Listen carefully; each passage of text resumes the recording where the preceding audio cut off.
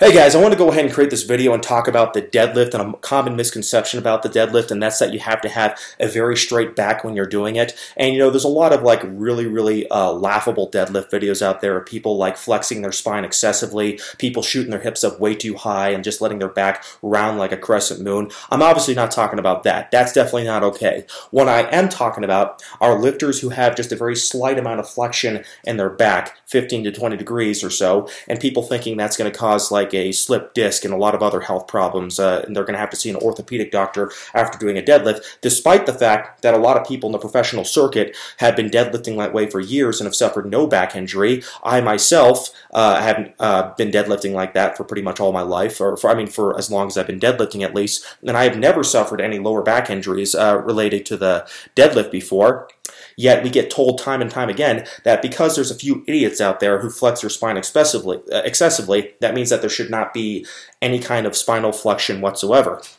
And I have to ask, why not? What do you think the role is of the spine when you're doing the deadlift? The spine is meant to be as stable as possible, and I'm talking about the lower back in particular. So when you're doing the deadlift, you want to resist movement in the spine as much as possible when you're doing the actual movement itself, and that way you can maintain spinal stability. So what is stability exactly? Stability is the resistance of movement, and in order to have stability with the spine, you need to have a healthy equilibrium between the spinal flexors and the spinal extensors in order to resist movement as much as possible. So let's say one is significantly stronger than the other, then you may want to favor that one. So in the case of somebody who has very strong spinal erectors in the lower back, I'm talking about like, you know, the erector spinae, the quadratus lumborum, and the multifidus, then yes, they probably do want to focus on extending the back as much as possible. But what about for a lifter like myself who has a particularly strong anterior core, or for other lifters who have very strong anterior core?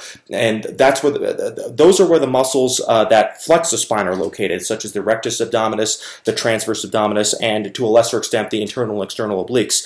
Why would you want to let those muscles be passive when they're really strong? That doesn't make any sense to me. So for lifters like that, in order to maintain spinal stability, they may be much better served by actually flexing the spine a little bit, since those muscles are stronger when they're contracting a little bit, as opposed to just being passive and working as an antagonist muscle to the spinal erector muscles. So that's why you see a lot of lifters who are able to lift a lot more, like maybe 30, 50 kilograms more in some extreme circumstances, when they actually flex their spine a little bit. It's a combination of a slightly reduced range of motion, which is true, and also just the fact that they're able to better promote spinal stability by favoring muscles that allow them to stabilize the spine a little bit better. Because the muscles that extend the spine are not the only muscles that connect directly to the spine. You also have the spinal flexors as well, and it just doesn't make any sense to neglect those when they're strong, considering that you're not trying to promote spinal extension, you're trying to promote spinal stability. And if spinal stability requires a little bit of flexion,